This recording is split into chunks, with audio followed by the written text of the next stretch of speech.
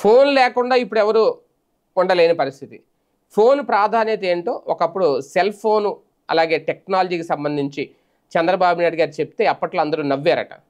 ఇప్పుడు ఆ అంశాన్ని మరోసారి గుర్తు చేశారు. ఈ క్వాంటమ్ వ్యాలీ జాతీయ వర్క్షాప్లో చంద్రబాబు నాయుడు గారు ఈ వ్యాఖ్యలే మాట్లాడి అక్కడ అందరినీ కడుపుబ్బా నవ్వించారు. ఇంతకు ఆయన ఏమన్నారంటే, అప్పట్లో సెల్ ఫోన్ గురించి మాట్లాడినప్పుడు సెల్ ఫోన్ తిండి పెడుతుందా, నీళ్ళు ఇస్తుందా, షెల్టర్ ఇస్తుందా, ఇలాంటి హేళన చేశారు. అయితే సరిగ్గా 25 సంవత్సరాల తర్వాత ఈరోజు భర్త లేకుండా భార్య ఉంటుంది, భార్య లేకుండా భర్త ఉంటాడు, కానీ ఫోన్ లేకుండా ఇద్దరు ఉండరు అంటూ ఇప్పుడు ప్రస్తుత సిచ్యువేషన్ ఏంటి అన్నది కళ్ళకు కట్టినట్లు చెప్పి సెల్ ఫోన్ ప్రభావం ఎంతగా ఉంది అనేది అక్కడ మాట్లాడారు. నిజంగా అంటే బాబు గారు చెప్పింది నిజమే. అయితే ఇక్కడ సెల్ ఫోన్ ఈరోజు సమాజాన్ని శాసిస్తుంది. ఒక్క ఫోన్ ఎన్నో చేస్తుంది. ఫోన్ ఉంటే చాలు ఎవరు లేకపోయినా అన్న ధీమా అయితే అందరికి వచ్చింది. ఈ ప్రపంచంలో ఎన్నో టెక్నాలజీలు వచ్చాయి. అలాగే సెల్ టెక్నాలజీ తెచ్చిన విప్లవం సాటి మరొకటి రాదు అనేది చాలామంది నిపుణులు కూడా చెప్తారు.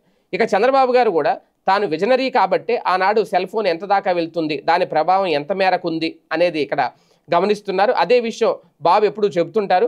టెక్నాలజీ అంతలా ఇప్పుడు విస్తరించింది అన్నది ఆయన భావన.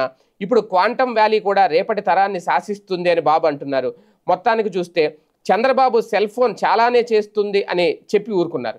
అది ఇంకా చాలానే చేస్తుంది. అదొక ప్రపంచమే అయిపోయింది. ఏ టెక్నాలజీ అయినా మేలు చేసేది. అయితే అది పొదుపుగా అదుపుగా వాడినప్పుడే అన్న సత్యాన్ని కూడా నిపుణులు చెప్తున్నారు.